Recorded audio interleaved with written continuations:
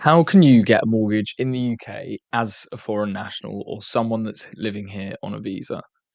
Now, firstly, what I want to say is you can get a mortgage as a foreign national or someone that's here on a visa. You definitely can.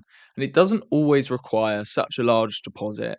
And it doesn't necessarily mean you're going to get these huge interest rates like some people may suggest. From working with my clients, I hear all the time that they'd spoken with someone who has either told them that they need a really large deposit, like 25%, or they're going to get these large interest rates, or sometimes even, no, it's not possible. And I'm really here to tell you that that's not true. And in this video, I'm going to tell you how you can actually get a mortgage in the UK as a foreign national. So, to get into it, it really comes down to four things. Now, the first of these is residency status.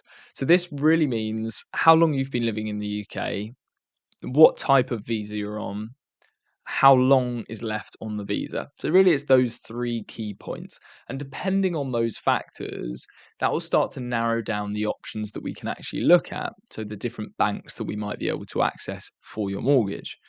The second point is income. And really, what this boils down to is affordability. So that's both your household income on one side, and then on the other is your household expenditure. So that might be things like credit commitments, that could be things like dependents, so any children or maybe a partner that's not working.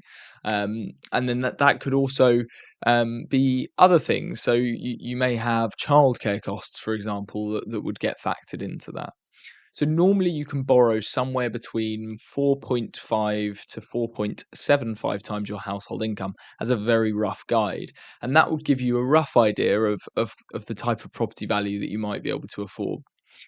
Now, the next point, so the third key thing is deposit. So commonly, I know some of my clients have been told you need a 25% deposit to buy your first home in the UK. It's not true. So if you've been here for 1 year, so at least 12 months, then most people could buy with a 10% deposit. You would just need your credit score to be high enough to be able to actually get the mortgage for that amount. That deposit can come from savings, it can potentially come from a gift from family, it may even be able to come from savings that you've built up abroad and brought into the UK. It's just important that we understand where the deposit is coming from, and then we're able to actually prove that as well. The last key pillar really is credit score. So this is your entire credit profile. It's not just the score that matters, it's the entire profile.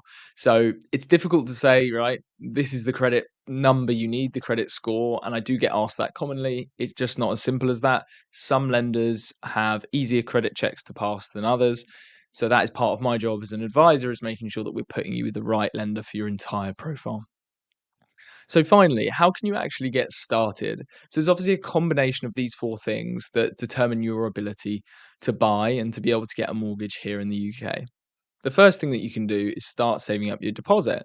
So you want that 5% or 10% deposit. Ideally, what you want to do is hit a 10% deposit, but there are options available with a 5% deposit if you just can't get up to 10% available.